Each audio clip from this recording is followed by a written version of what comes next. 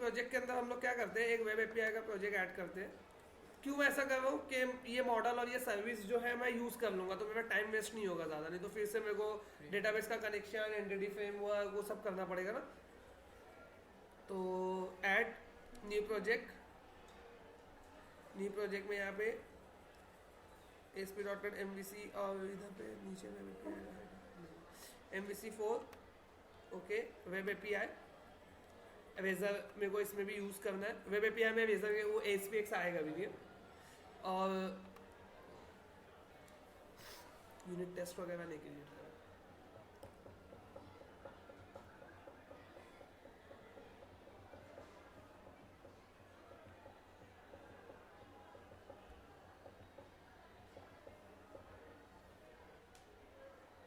ठीक है, तो ये एक एप्लीकेशन बन गई। यहाँ पे देखो ये पूरी तुमको जो है MVC एप्लीकेशन जैसी ही लगेगी, लेकिन इसके अंदर कॉन्फ़िगरेशन में एक फाइल एक्स्ट्रा तुमको मिलेगी, वेब एपीआई कॉन्फ़िग। इसमें से 3 फाइल रहती थी, इसमें वेब एपीआई कॉन्फ़िगरेशन की फाइल रहती है। और बाय डिफॉल्ट जो इसके अंदर फंक्शन तुमको मिलेंगे, गेट फंक्शन है और पोस्ट फंक्शन है। मतलब इसमें हम लोग क्या करते हैं, गेट और पोस्ट फंक्शन का क्या हिसाब से क्रिएट करते हैं। हाँ, गेट मतलब ये क्या करेगा, डायरेक्ट वैल्यू गेट करेगा। अभी अगर मैं इसको रन करता हूँ, ये एप्लीकेशन को स्टार्टअप एप्लीकेशन रखता हूँ मैं, सेट स्टार्टअप प्रोजेक्ट, ठीक है। तो ये स्टार्टअप प्रोजेक्ट कर दिया, इसको मैं रन करूंगा तो देखो बाय डिफॉल्ट क्या कॉल होता है।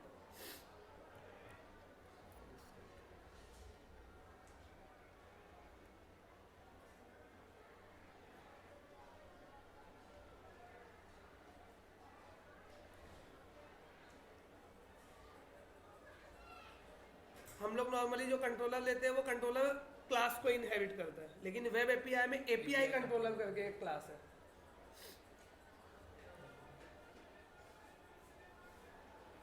हमारा जितने फंक्शंस होते हैं वो एक्शन रिटर्न करते हैं ना, एक्शन, रिजल्ट या व्यू, ये सब रिटर्न करते हैं। इसमें जो फंक्शंस है वैल्यूज रिटर्न करते हैं। आउटपुट देखो जेसन आता है एक्चुअली आउटपुट, वो आपको देख के समझ में आ जाएगा वैल्यू को क्या है।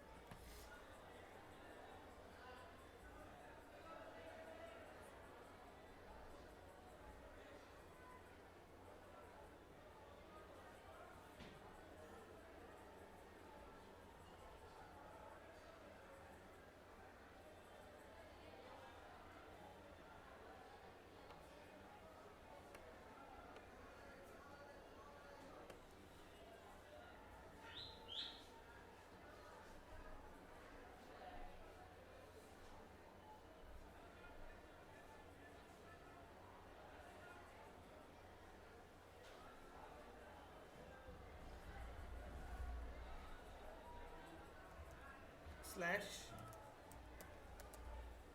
वैल्यूज, वो स्लैश में हाँ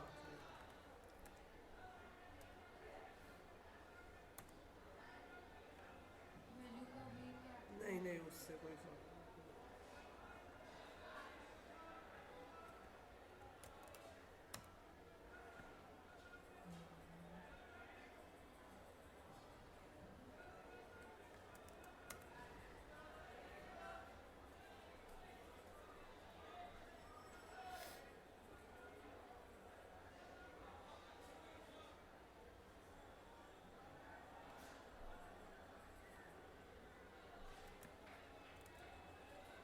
कंट्रोलर मिल रही है ना।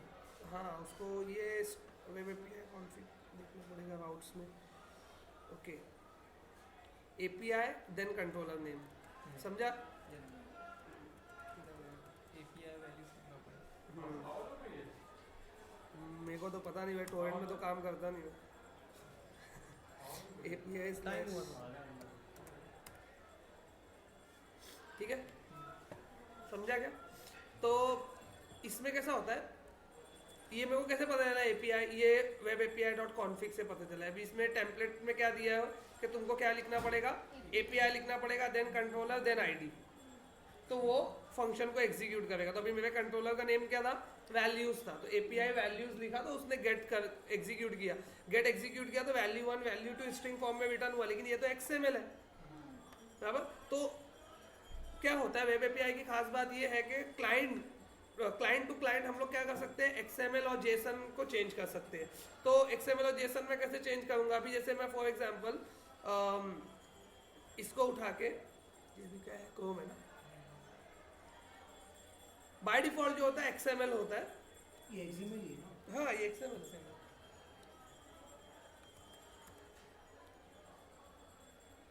ठीक है, अभी इसको मैं उठा के इधर पेस्ट किया, अभी यही चीज हम लोग उठा के इंटरनेट एक्सप्लोरर में डालते हैं। और कंटेंट निगोशिएशन का फंडा बताता हूँ मैं। कंटेंट निगोशिएशन का मतलब ये होता है कि सर्विस एक है, लेकिन क्लाइंट को जेसन चाहिए तो जेसन आएगा, क्लाइंट को XML चाहिए तो XML आएगा, लेकिन वो लिखना पड़ता है हेडर के अंदर। तो उसको एग्जीक्यूट करने के लिए फिडलर की जरूरत पड़ती है। तो फिडलर पता नहीं है कि नहीं मेरे पास अभी। लास्ट टाइम यूज़ किया था एक बार। फिडलर होगा शायद, मैं मतलब उसको यूज करता हूँ बहुत।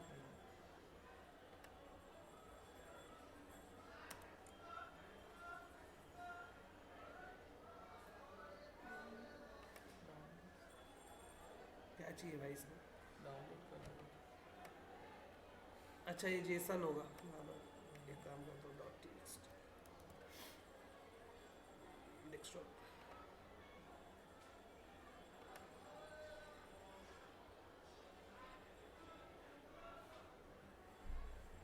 जेसन भी .txt में सेव होता है। जेसन कैसे भी सेव कर।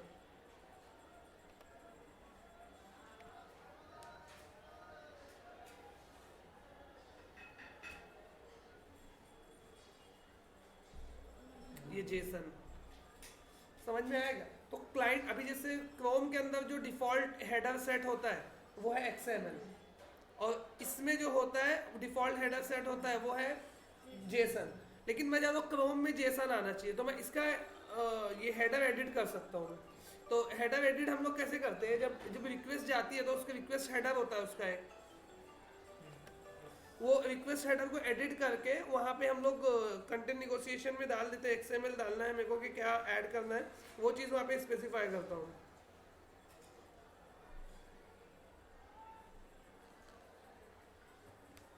ओपन नहीं हुआ इसका, इंस्पेक्ट किया मैंने।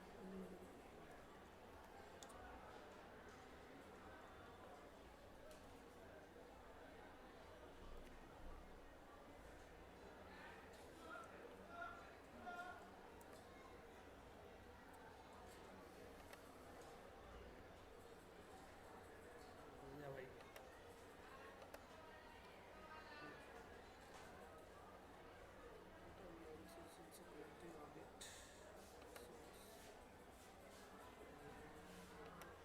इसमें शो नहीं करेगा, फिडलर में ही करना पड़ेगा उसको।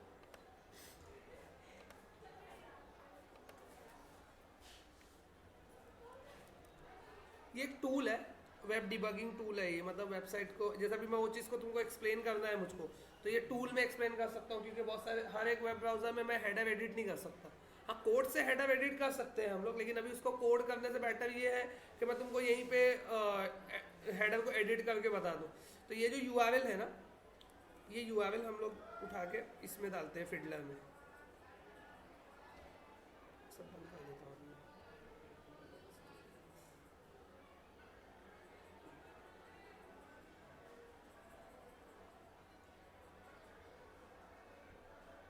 ये हो गया ओपन, यहाँ पे सेशन क्लियर कर दो।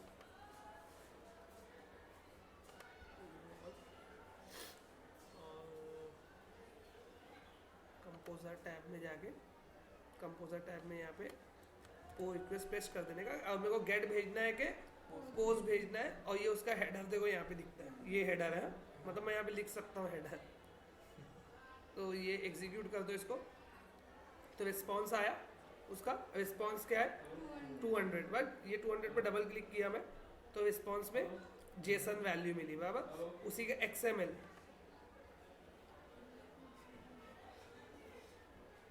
नहीं बना, तो मेरे को यहाँ पे शायद डालना पड़ेगा XML हेडर एडिट करके। अगेन कंपोजर में गया, यहाँ पे क्या लिख देते हम लोग, कुछ तो लिखते हैं, user agent Fiddler host local host, parameter भूल गया मैं, content content column XML execute 200 नहीं जैसा नहीं आ रहा हो कुछ और कंटेंट ही मिसलेनियस ट्रांसपोर्ट नहीं वो अलग है मिसलेनियस आया मतलब उसको नहीं पता है गलत है वो एटलीस्ट थोड़ा तो आइडिया मतलब लग गया होगा कि एक्चुअल में होता क्या है इसके अंदर। ये क्वेरी उठा के डाल देगा क्या मतलब आप बोल रहे थे ना कन्वर्ट इंटरनेट एक्सप्लोरर में कर सकते तो ये कैसा है कि मैं तो अभी यहाँ से कॉल कर रहा हूँ ना ये जो ऐसा आउटपुट तो किसी को लगेगा नहीं सीधी सी बात है ये यूज़ कहाँ पे होता है ये यूज़ होता है जैसे मैं वो देखे थे पिन कोड वाला जो मैं एक एप्लीकेशन कराया था उसमें तुम लोग होंगे नहीं तुम लोग को शायद पता होगा jQuery से हम लोग कॉल करते हैं jQuery से मैं URL कॉल करता हूँ लूप चला के एक वैल्यू एक्सेस करता हूँ तो उसके अंदर ये जो होता है ना ये एप्लीकेशन के अंदर एक्सेस होता है तो एप्लीकेशन से जब हम लोग हेडर एडिट करके भेजते हैं तो हम लोग बोलते हैं कि मेरे को रिटर्न गेट जेसन फंक्शन के अंदर मैं डालूंगा तो जेसन ही आएगा जैसे मैं jQuery के गेट जेसन के अंदर इसको एग्जीक्यूट करूंगा तो जेसन ही आएगा अभी मेरे को पोस्ट एग्जीक्यूट करना है तो देखो मैं पोस्ट में तुमको कोड बताता हूँ पहले पोस्ट का पोस्ट में है क्या यहाँ पे वैल्यूज कंट्रोलर में आया वैल्यूज कंट्रोलर का पोस्ट है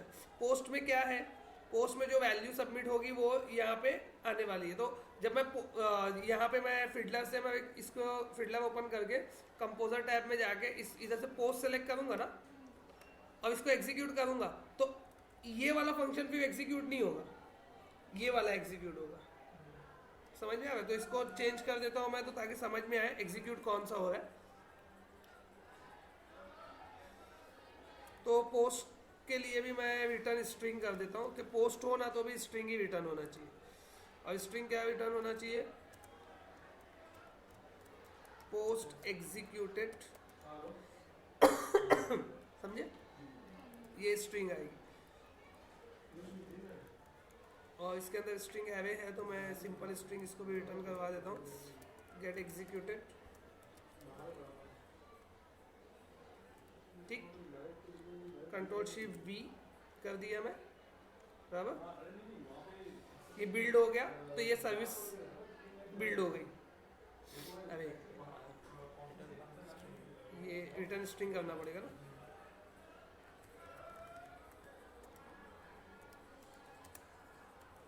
कंट्रोल शिफ्ट V हो गया ये बिल्ड अब मेरे को क्या करना है फिडलर में आया मैं फिडलर में आके यही कंट्रोलर को गेट में एग्जीक्यूट किया गेट एग्जीक्यूट तो रिस्पॉन्स कुछ मिला नहीं क्या 502 दे रहा है ये हाँ ये आया 200 मतलब ओके ये आया इसको डबल क्लिक किया तो क्या आया गेट एग्जीक्यूटेड बराबर कंपोजर में आया पोस्ट लिया एग्जीक्यूट किया अगेन 200 आके देखा पोस्ट समझ में आ रहा तो मैं क्या चाहता हूँ कि मैं एक ऐसी सर्विस बनाऊँ जिससे मैं मेरे जो मनी ट्रांसफर के जितने कस्टमर हैं उनकी लिस्ट इशू होना चाहिए सब जगह तो कोई भी अगर वहाँ से कॉल गेट फायर करे कस्टमर कंट्रोलर के अंदर कोई गेट फायर करे तो ऑटोमेटिक क्या होना चाहिए कस्टमर की लिस्ट उसको मिल जाना चाहिए तो मेरे को क्या करना पड़ेगा यहाँ पे जो वैल्यूज कंट्रोलर है वैसे ही क्या करना पड़ेगा कस्टमर कंट्रोलर बनाना पड़ेगा तो मैंने राइट क्लिक किया राइट क्लिक करके add controller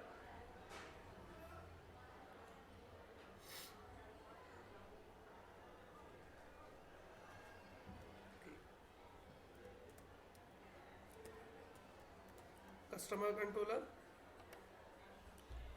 MT API controller इस पे ध्यान देना MVC controller web API controller दोनों अलग अलग है तो मेरे को क्या लेना है MT API कंट्रोलर MVC जैसा ही है इसका प्लेटफॉर्म ज़्यादा जिसको MVC आता है ना वो वेब API बहुत फटाक से सीख जाता है ठीक है मेरे को क्या करना है कस्टमर की लिस्ट भेजना है तो मैं क्या करूँगा यहाँ पर पहले वो कस्टमर के मॉडल को रेफरेंस करूँगा तो इसके ऐड रेफरेंस में गया वेब एपीआई वाले प्रोजेक्ट के ऐड रेफरेंस में जाके बिजनेस सर्विस और डोमेन मॉडल को यहाँ पे यूज कर लूंगा राइट समझा ना क्या कर रहा हूँ मैं हो गया ये अब यहाँ पे इसको इंपोर्ट कर दूंगा using domain model dot view model using domain model using और क्या था, बिजनेस सर्विस डॉट EF, ये भी लगने वाला है, ठीक है, यूजिंग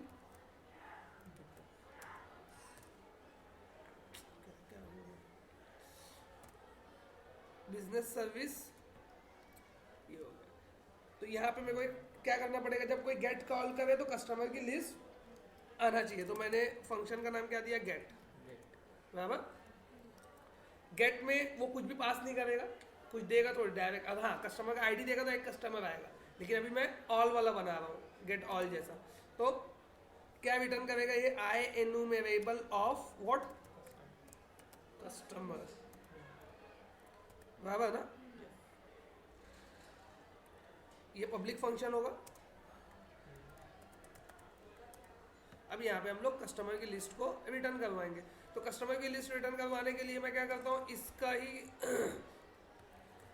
इसका ही मैं कंस्ट्रक्टर क्रिएट कर देता हूँ। सलमान को सब आ गया है। और यहाँ पे प्राइवेट वेरिएबल क्रिएट करूंगा।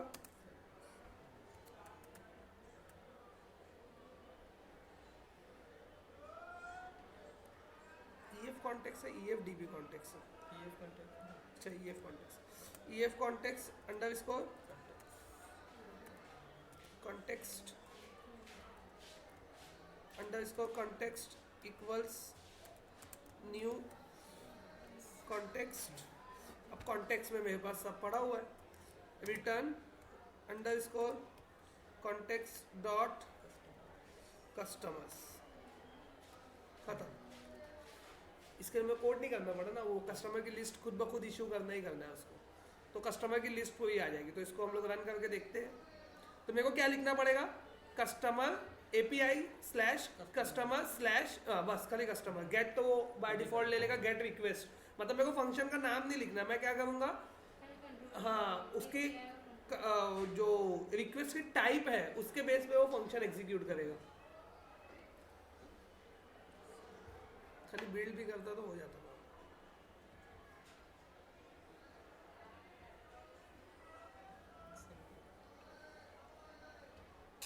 एंटिटी फ्रेमवर्क इसमें इंस्टॉल करना पड़ेगा।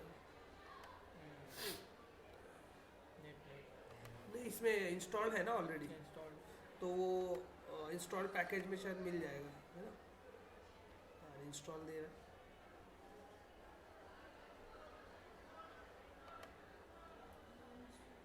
हाँ वो पुराना वर्जन है, इसमें 5.0 उसमें 6.0 है ना, तो इसके लिए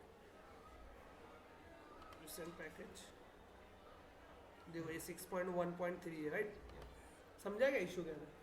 जब वेब API लेता हूँ ना तो एंटिटी फ्रेमवर्क उसमें बाय डिफॉल्ट चला जाता है, लेकिन वेब API में 5.0 जाता है, और हम लोग जो यूज़ करते हैं वो 6.0 है। मतलब हम लोग तो हमेशा लेटेस्ट वाला ही लेते हैं नेट से। ये हो गया, तो ये इशू भी सॉल्व हो गया होगा मेरे ख्याल से। गया अभी Ctrl+Shift+V किया तो सक्सीड आया। अब हम लोग यहाँ पे क्या लिखेंगे, कस्टमर्स, राइट ना। एस नहीं डाला है शायद मैंने।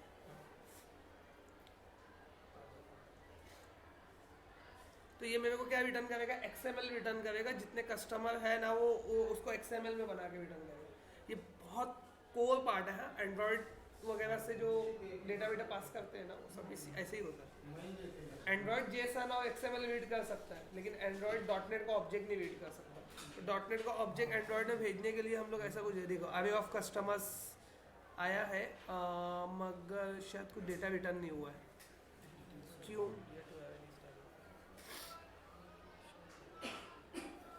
क्यों जेसन में देखते हैं जाके।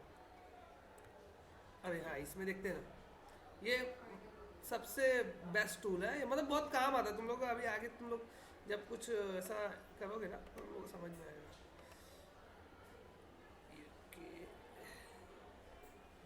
कुछ रिटर्न नहीं कर रहा है, मतलब वहाँ से कुछ आ नहीं रहा है। ठीक है, तो इसको मेरे को कोर टाइप में कन्वर्ट करना पड़ेगा। कोर टाइप में मतलब इसको dot to list of customer objects में कन्वर्ट करते हैं। Control shift we, succeed. Okay,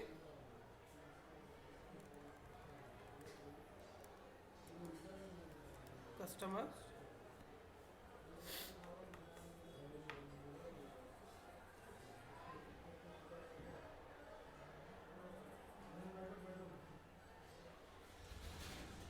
अरे ऑफ कस्टमर क्लोज, डेटा नहीं है उसमें। कस्टमर टेबल में डेटा नहीं है क्या? आपने होएगा ना, होना चाहिए। इसमें चेक करता हूँ।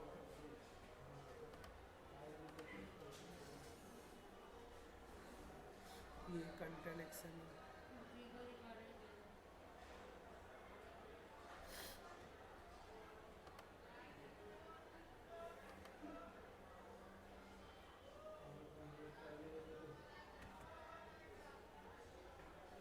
लेंथ 0 है।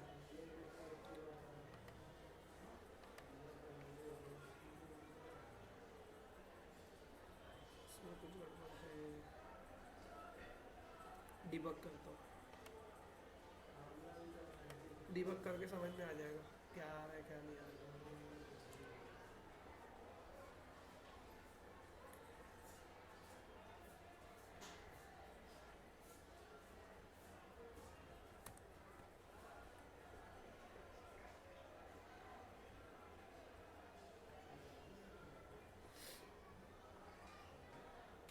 आया, कॉल तो हो रहा है function.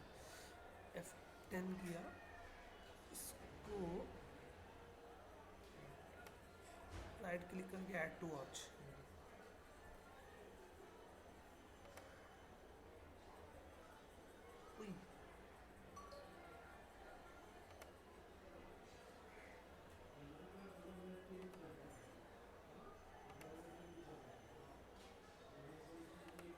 Non function valuation require और थ्रेड टू रन। कुछ एरर आ रहा है अंदर जाके।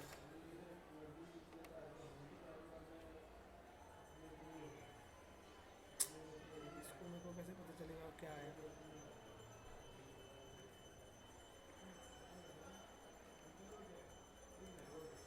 कोड थोड़ा सा चेंज करना पड़ेगा मेरे को, देखना है अगर इसमें क्या आया है तो। समझा?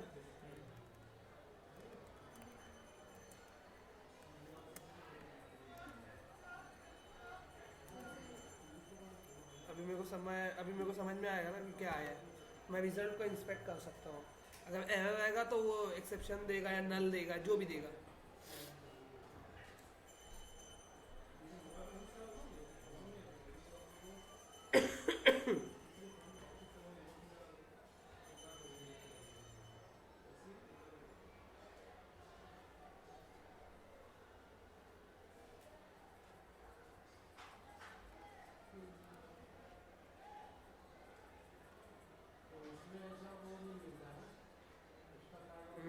रिजल्ट काउंट 0 आ रहा है, डेटा नहीं है मतलब उसके अंदर।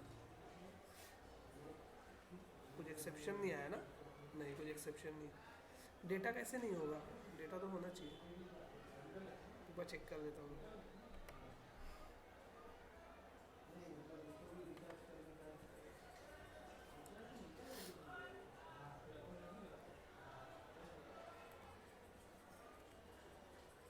रिजल्ट काउंट 0 है, इसके लिए 0 दे रहा है। चलो, कस्टमर्स नहीं होगा, कोई और तो होगा। मेरे को याद नहीं एक्चुअली, डिलीट किया होगा मैं, कुछ भी होते रहता है।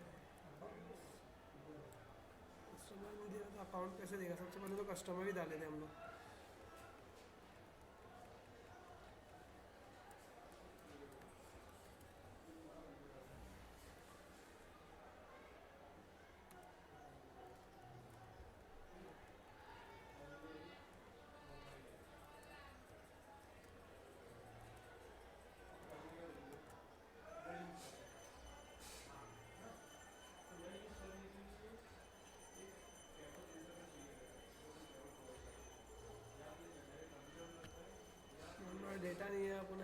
ऐसा ना हो जाएगा। नहीं, डेटा का मसला नहीं है, कुछ और मसला है।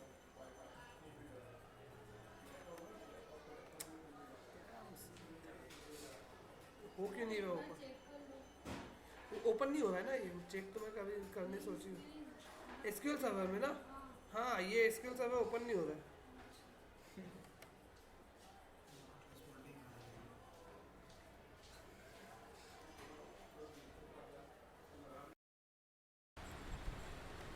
तो ये क्या है, इसका जो यूआरएल का रॉ फॉर्म ऐसा आ रहा है, तो इसके लिए मैं क्या लिखता हूँ, जेक्वेरी लिखता हूँ। तो इसके लिए जेक्वेरी हम लोग लिखते हैं, तो इसके लिए जेक्वेरी हम लोग कोई ये मतलब वेब प्रोजेक्ट में लिख सकते हैं नॉर्मल कंट्रोलर के अंदर, बराबर। तो ये नॉर्मल कंट्रोलर है, तो ये नॉर्मल कंट्रोलर में होम कंट्रोलर है, इसके लिए एक व्यू है। तो यहाँ पे मैं क्या कर देता हूँ,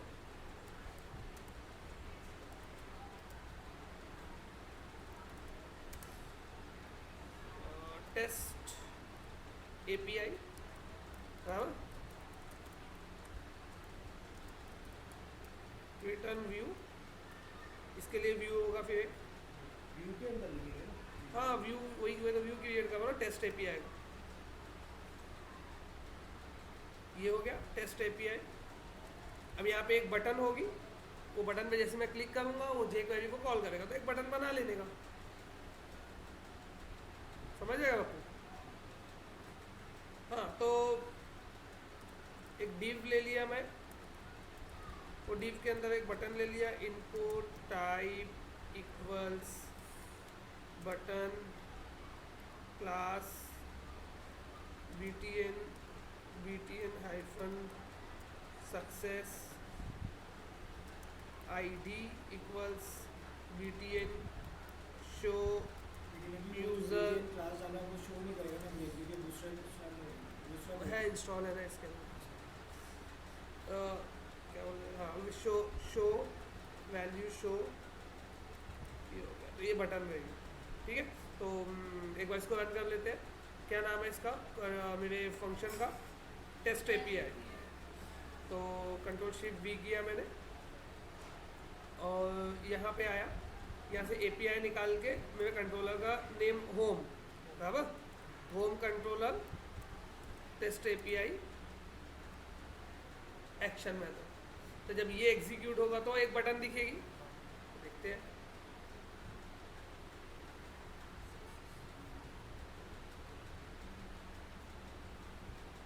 बराबर, शो, तो शो पे क्लिक करने से अभी कुछ होने वाला नहीं है। तो शो के लिए हमको लिखना है कोड। तो यहाँ पे आके जेक्वेरी स्टार्ट किया मैं लिखना, स्क्रिप्ट के अंदर क्या करना पड़ेगा मेरे को, उसका आईडी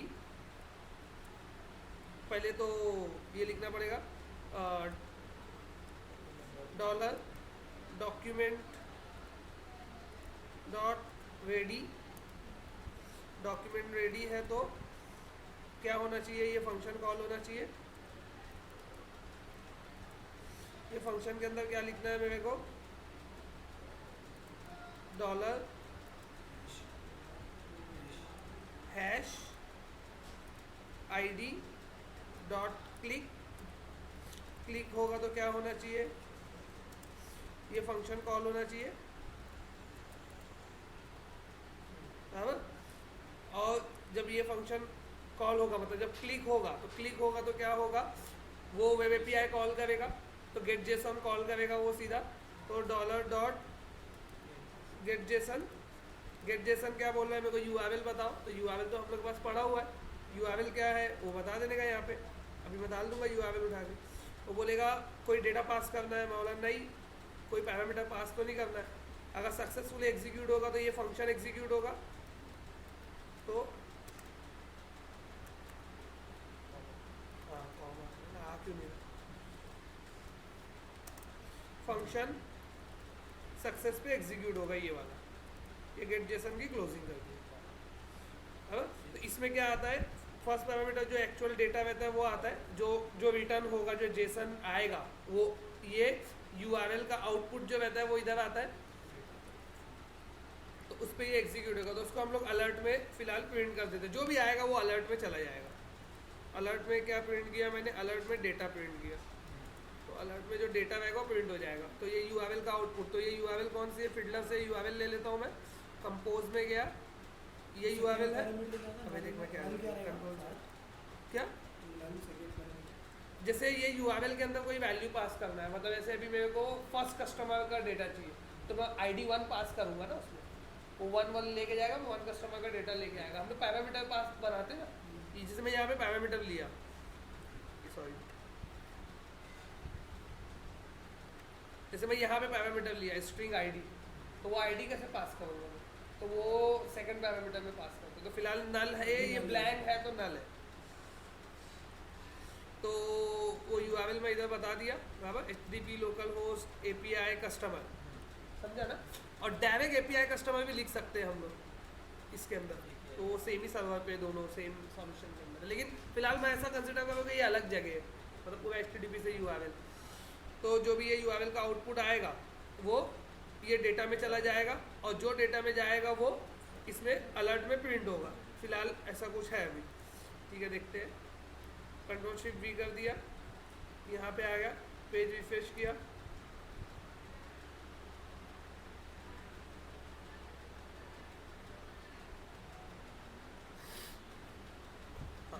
पेज रिफ्रेश किया, इस पर क्लिक किया,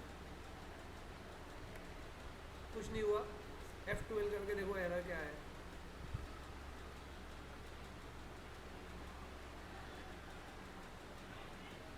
इसमें तो समझ ही में नहीं आ रहा।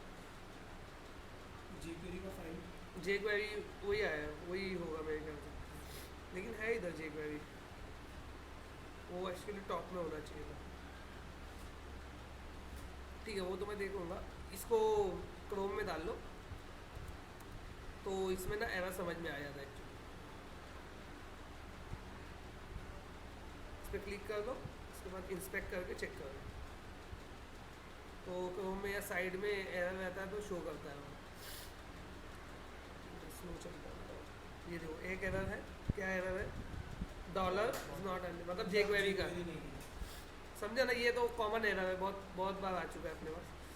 तो ये जो पेज है इसका जो लेआउट है उसमें जाके मेरे को करना पड़ेगा, समझा ना। क्यों लेआउट में, क्योंकि यहाँ पे jQuery कुछ नहीं है, ये तो जाके दूसरी जगह इंसर्ट होता है, तो जहाँ वेंडर बॉडी लिखा होगा उसके नीचे चेक करना पड़ेगा। तो मैं शेयर्ड में गया, लेआउट में गया, लेआउट में देखो इधर jQuery डाला है उसमें, लेकिन नीचे डाला है jQuery, मुझे jQuery ऊपर करना पड़ेगा।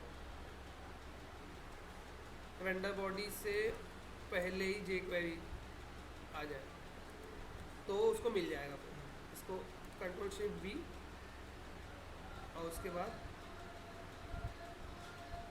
एग्जीक्यूट। जब गेट कॉल हुआ तो एक भी एरर नहीं था, मतलब अभी 0 हो जाएगा। तो जब गेट कॉल हो रहा है तो एरर नहीं है, देखो ब्लैंक है, लेकिन जैसे मैं इस पर क्लिक करता हूँ तो आउटपुट आएगा या तो एरर आएगा। तो आया, समझ में आया। तो ये डेटा कहाँ से आया, ये मेरे एप्लीकेशन का डेटा नहीं है, कोई दूसरी एप्लीकेशन का यूआरएल से डेटा लेके आया है। तो ये मेन वेब एपीआई का काम है। अभी समझा क्या वेब एपीआई क्या बना, हम लोग बनाते क्या है वो चीज़ समझी।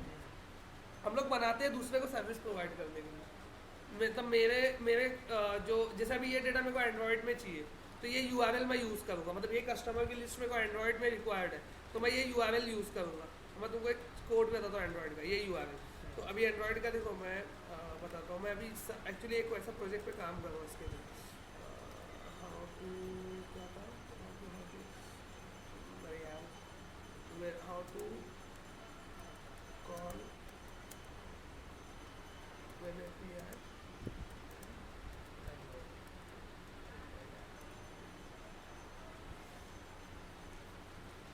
ये है मैं मतलब ये विजिटेड एक आध लिंक मिलेगी ना, वही है थोड़ा C# कॉर्नर में।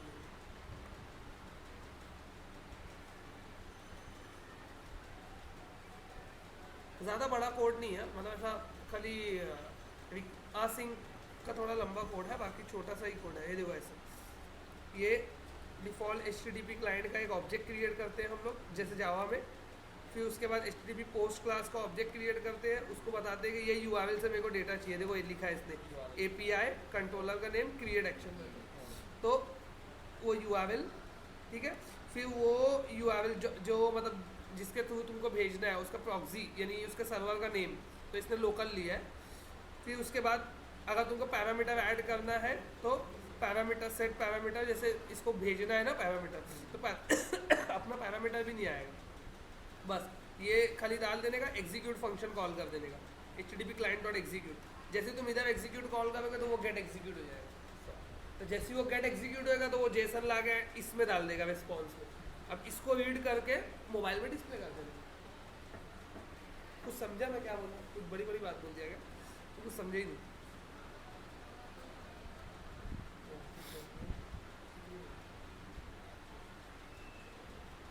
ये आसिंक वाला है, ये शायद मैं देखा होगा हिंट का ASP.NET web API service from Android. ये मेरी वेब API है, बराबर। कैसे पता चला ये वेब API है? API कंट्रोलर से। ये वेब API में फंक्शन क्या है? गेट से क्या हो गया? अच्छा, मैं उसको डबल क्लिक किया, वो एडिट हो गया है। ये फंक्शन है गेट से हम लोग क्या करते थे, आई न्यूमेरेबल ऑफ कस्टमर रिटर्न कर देगा। ये वही कोड किया है, जो सेम कोड है। कोड वो भी सही था, लेकिन अब वो क्यों लिंक नहीं हुआ पता नहीं। तो ये प्रोडक्ट की लिस्ट गेट करेगा वो, ठीक है। ये एक प्रोडक्ट, जैसे अभी जैसे तू बोला था कि आईडी नहीं है, तो जब ये आईडी पास किया तो क्या रिटर्न करेगा? एक प्रोडक्ट, बराबर। पोस्ट में हम लोग नेम प्राइस पास करेंगे तो न्यू प्रोडक्ट बना के डेटाबेस में डाल के सेव चेंजेस मार देगा एंटिटी फ्रेमवर्क। ये पता ना सेव चेंजेस। तो ये ऐसी वेब API है। इसको एंड्रॉयड में कॉल करने के लिए बताया। देखो, तो इसको एंड्रॉयड में कॉल करने के लिए XML है, प्रोडक्ट XML मेन कोड बता भाई। हाँ एंड्रॉयड है, एंड्रॉयड का ही कोड में। हाँ ये इधर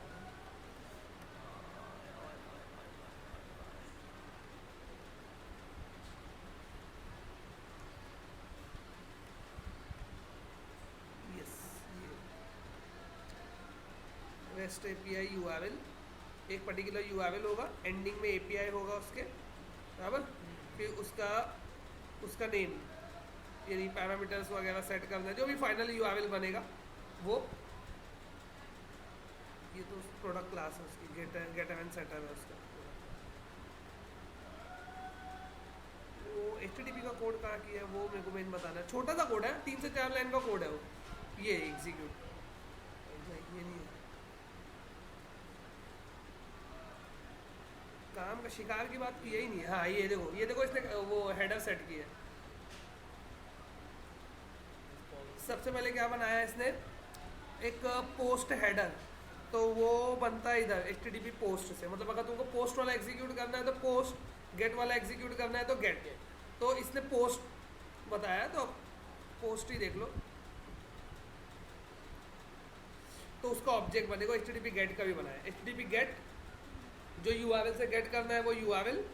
फिर उसके बाद हेडर, जैसे मैं हेडर नहीं यहाँ आके सेट करता हूँ, ये देखो ये हेडर है। जैसे अभी मैं एक गेट रिक्वेस्ट मारता हूँ इसको, ये गेट रिक्वेस्ट गई, तो ये गेट रिक्वेस्ट में यूज़र एजेंट दिया उसने, होस्ट दिया, कंटेंट दिया, कंटेंट लेन दिया, तो ये हेडर है, समझे। ये हेडर मेरे को यहाँ पे लिखना पड़ता है। तो इसमें एक्सेप्ट क्या है, तो एक्सेप्ट में डाला application/json। हाँ मेरे को ये लिखने का था, मेरे को ये चीज़ लिखना चाहिए था। कंटेंट निगोशिएशन जो बोल रहा था ना मैं। अभी ये देखो 200 पे क्या आया डेटा, ये ऐसा आ रहा है ना, जेसन आ रहा है। तो बाय डिफ़ॉल्ट जो है एक्सेप्ट में जेसन ही है। अगर मेरे को XML में चाहिए यहाँ पर, तो मैं कंपोजर में जाके इधर पे accept colon application/XML then execute. देखो XML समझा। तो ये चीज़ मतलब हम लोग यहाँ फिडलर से कर रहे हैं ना, तो वो चीज़ उसने कोड से की है। तो एक्सेप्ट पैरामीटर एप्लीकेशन स्लैश, मेरे को जेसन में चाहिए, एंड्रॉयड जेसन रीड करता है, तो जेसन, ठीक है। उसके बाद ये है, इसको मेरे को स्क्रॉल करना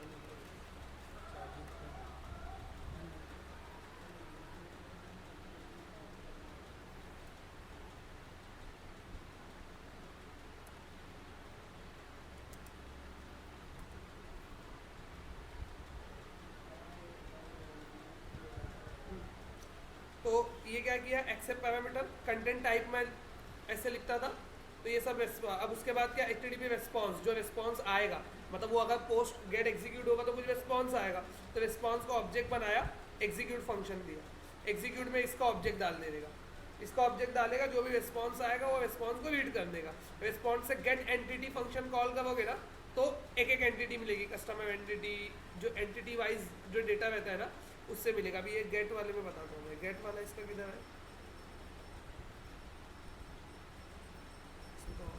हाँ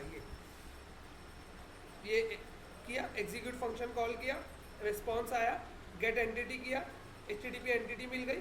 HTTP एंटिटी अगर नल नहीं है तो क्या करेगा, गेट कंटेंट करेगा, कंटेंट इनपुट स्ट्रीम में आएगा, इनपुट स्ट्रीम से रीड फंक्शन कॉल करेगा, डेटा मिल जाएगा।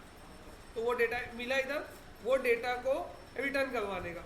तो अभी जो एक्चुअल स्ट्रिंग मिली है उसको किस में, जेसन से नॉर्मल स्ट्रिंग में कन्वर्ट करा, तो ये रिजल्ट स्ट्रिंग है, convert to string, input string किया, उसके बाद new JSON builder dot create from JSON string object class. तो जैसे मैं कस्टमर का ऑब्जेक्ट मेरे को जेसन में मिला है, कस्टमर का डेटा मेरे को जेसन में मिला, उसको मेरे को कस्टमर का ऑब्जेक्ट बनाना है, तो ये कस्टमर का ऑब्जेक्ट बना दिया उसने, ये लाइन से, जेसन से कस्टमर का ऑब्जेक्ट।